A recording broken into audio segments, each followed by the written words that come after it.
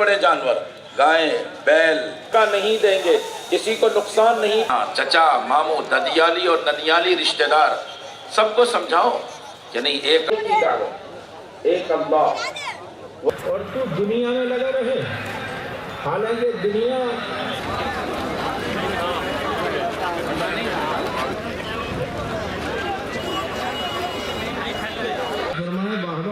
कहीं मैं भी इनमें से होता।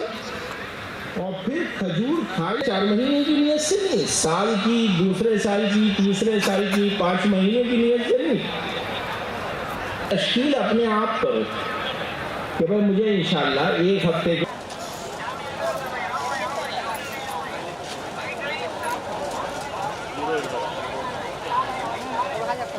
रब्बना वलकल हम्द।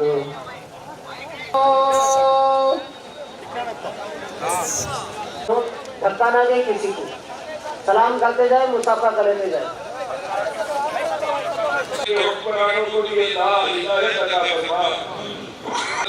मुसलमानों की मोहब्बत डाल दे, अपने घर की मोहब्बत डाल दे, फूल पर पाले।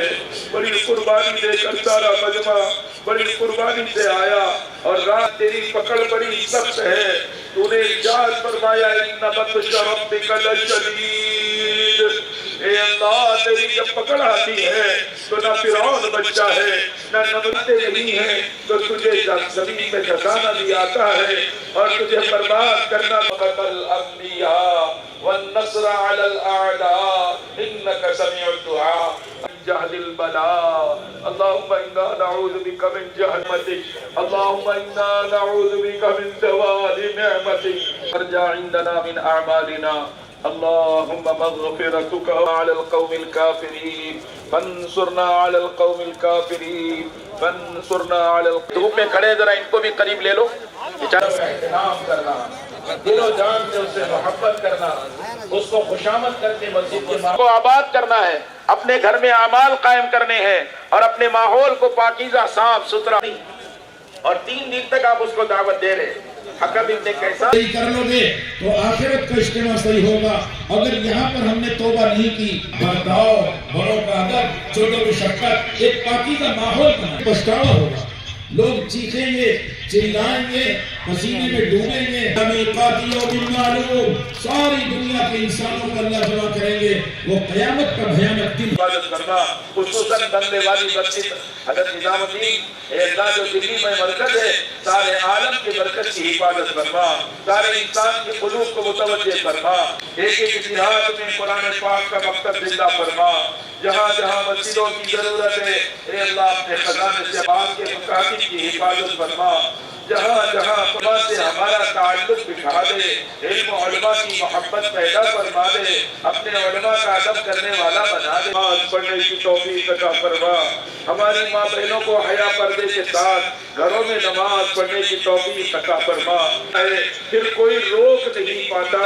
ए अल्लाह पूरी उम्मत इंसानियत को हिदायत अता नहीं है, अपने फज़्ल करम से बीमारों को शिफा अता फरमा। हॉस्पिटल में है कामिल मग़फ़िरत फरमा, के एहतमाम की तौफीक अता फरमा।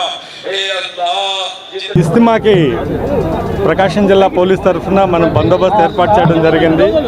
ఈరోజు దాదాపు 50,000 మంది రావడం జరిగింది। నిన్న ఒక 25,000, మొన్న ఒక 10,000 దాకా వచ్చారు।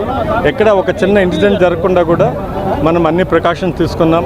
సీసీ కెమెరాస్తో మానిటరింగ్ చేయటం, అలాగే 8 డ్రోన్ల ద్వారా దీన్ని అబ్జర్వ్ చేయటం, ఎక్కడ ట్రాఫిక్ బందోబస్తులు జాగ్రత్తగా ఎక్కడ జామ్ కాకుండా అన్ని ప్రికాషన్ తీసుకున్నాం।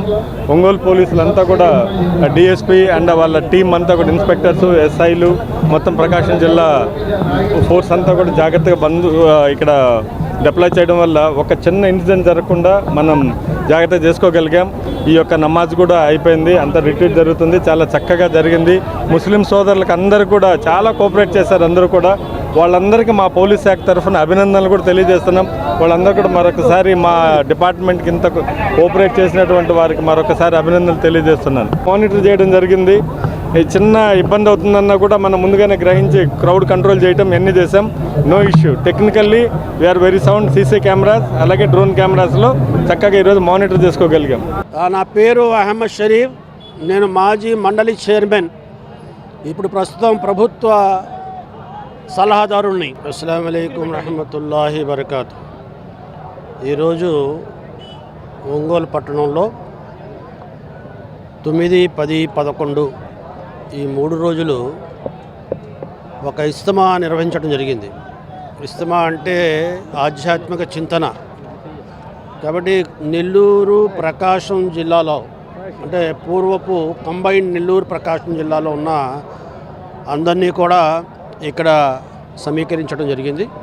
ఈ సమీకరణ అనేది ఒక 6 నెలల నుంచి జరుగుతున్న విధానం. ఇక్కడ ఎక్కడా కూడా ప్యాంప్లెట్లు వేయటం, పోస్టర్లు వేయటం, లేకపోతే వాట్సాప్లో ప్రచారం చేయటం కాకుండా 6 నెలల నుంచి ఆయా మసీదులోకి వెళ్ళి ఆయా ప్రాంతాల్లోకి వెళ్ళి 9, 10, 11ని ఇస్తమా ఉంటుందని పిలుపునివ్వటం ఇది ఆనవాయితీగా వస్తున్న విధానం. కాబట్టి ఏదైతే ఇస్లామిక్ ధర్మంలో చెప్పబడిన జీవన విధానం ఉందో దాన్ని మర్చిపోయి ప్రాపంచిక జీవితంలో మునిగి తేలుతున్న ముస్లిం సమాజాన్ని వాళ్ళని జాగృత చేసి ఇహలోక జీవితం సాఫల్యం కాదు, ఇహలోక జీవితంలో దొరికే సుఖాలు కావు, ఇక్కడ దొరికే ప్రతిఫలం కాదు. కానీ ఎవరైతే సృష్టికర్త మనల్ని సృష్టించారో ఆ సృష్టికర్త యొక్క ప్రసన్నత పొందాలి, ఆ విధానాన్ని అనుసరించాలి. ప్రపంచంలో దొరికే అన్నీ కూడా నీకు విధి రాత ప్రకారంగా నీ నుదుట మీద ఏది రాసిందో అది నీకు ప్రాప్తం దొరుకుతుంది. కానీ ఇహలోకంలో మన సత్ప్రవర్తన కలిగి మంచి వ్యక్తులుగా ఉండి సోదరభావంతో ఉండి అహింసని ప్రోత్సహించకుండా పరోపకారంతో శాంతియుతంగా అందరినీ సమంగా చూసుకుని సహజీవనం గడుపుతారో అప్పుడే సాఫల్యం పొందుతారు.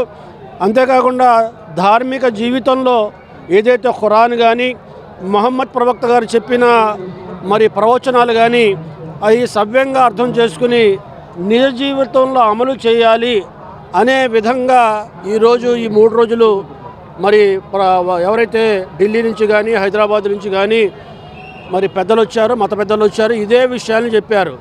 ఇక్కడ ఎక్కడా కూడా రాజకీయ విషయం కానీ ప్రాపంచికంగా ధనవంతులు ఎలాగవ్వాలి, వ్యాపారం ఎలా చేయాలని ప్రాపంచిక విషయాల గురించి పల్లెత్తు మాట కూడా ఇక్కడ చెప్పలేదు. కేవలం ఖురాన్ అంటే దైవవాక్యం.